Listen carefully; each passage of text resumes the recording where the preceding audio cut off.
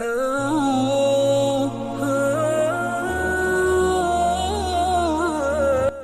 سنن نسائی میں حدیث نہیں ہے، ایک اونٹ، بوڑھے اونٹ نے نبی علیہ السلام کو شکایت کی تھی کہ یا رسول اللہ جب تک میں جوان تھا اس وقت تک تو میں بار اٹھا لیتا تھا، اور اب میرا مالک میرے اوپر یعنی ظلم کرتا ہے، اب میں بوڑھا ہوں، اب میں اس طریقے سے تو بوجھ نہیں اٹھا سکتا۔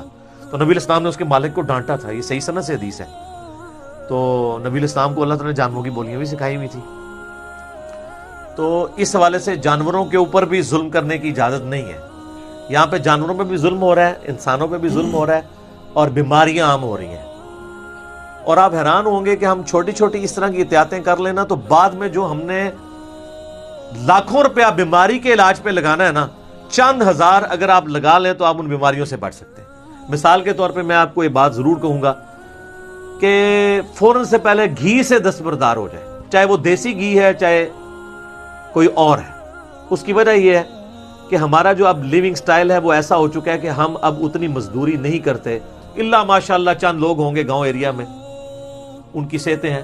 شہروں میں رہنے والے لوگ جو پورا دن بیٹھے رہتے ہیں، کھانا کھا کے لیٹ جاتے ہیں، وہ خالص دیسی گھی استعمال کریں گے تو کولیسٹرول ہی بڑھے گا ان کا۔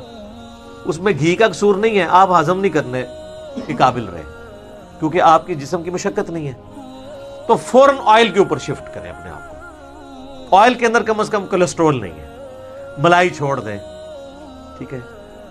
دہی بھی کھانا تھا سپریٹے والا کھاؤ جس سے ملائی اتری ہوئی ہوتی ہے، وہ والا دہی کھائیں۔ کہیں پہ بھی کریم یا چکنائی کی انٹرسٹ نہ ہو۔ یہ تین چیز جو ہے نا دشمن ہے، چینی، چکنائی اور چاول۔ ہاں، چاول اگر ابال کے استعمال کیے جائیں جیسے بریانی میں ہوتے ہیں، یہ دال چاول میں، وہ نقصان دہ نہیں ہے۔ چکنائی والے جو چاول ہیں وہ انتہائی نقصان دہ ہیں۔ تو ان تین چے سے بچیں، اور ان تین چے کو چوری کرنے والوں سے بھی بچیں، ٹھیک ہے۔ وہ چینی چور آج کل ایک نعرہ بھی چل رہا ہے نا۔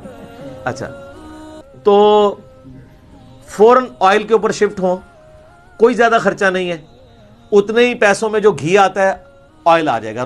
اور آئل بھی ایسی کمپنی کا استعمال کریں کہ جو وی ٹی ایف ٹیکنالوجی، اس کی ایڈوانس ٹیکنالوجیز بھی آ چکی ہیں جو صفائی وغیرہ صحیح کرتے ہیں۔ سب سے بہتر تو ہے کہ زیتون کا یا کنولا کا آئل استعمال کریں، وہ تو سب سے بیسٹ ہے۔ تو آپ ہیلدی لائف گزاریں گے، ادروائز آپ کو پتہ نہیں چلتا۔ لوگ کہتے ہیں جناب اتنا صحت مند سی جڑا سی ہارٹ فیل ہو گیا۔ سر وہ جڑا نظر آ رہا سی نا، اندر جو اس کے اندر کولیسٹرول جمع ہوا تھا اس کو تو پتہ ہی نہیں تھا۔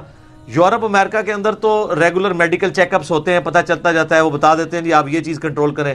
یہاں تو ہمیں بیماری کے بعد پتہ چلتا ہے ہم نے کیا کنٹرول کرنا ہے، جب کنٹرول کرنے کا وقت بھی نکل چکا ہوتا ہے۔ تو اس سے پہلے کہ آپ یہ چیزیں کھانے سے محروم ہو جائیں، اپنے آپ کو خود ہی ان چیزوں کو کم کرنے کے اوپر لیں۔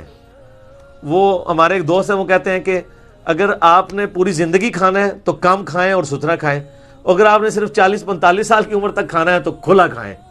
اس کے بعد پھر آپ دیکھیں آج کل تو ینگ بچوں کے معدے جواب دے گئے ہیں مرغن غذاؤں کی وجہ سے، اور یہ مارکیٹ میں وہ پریزرویٹیوز استعمال کرتے ہیں، اور جا کے میں نے دیکھا یہاں تو ینگ جنریشن تو بیٹھی ہوئی باربیکیو کے اوپر ہوتی ہے، کڑھائیاں بنوا کے کھا رہے ہوتے ہیں، اور جن کے پیسوں سے کھا رہے ہوتے ہیں وہ وہاں پہ ٹوسٹ کھا رہے ہوتے ہیں یورپ امریکہ میں،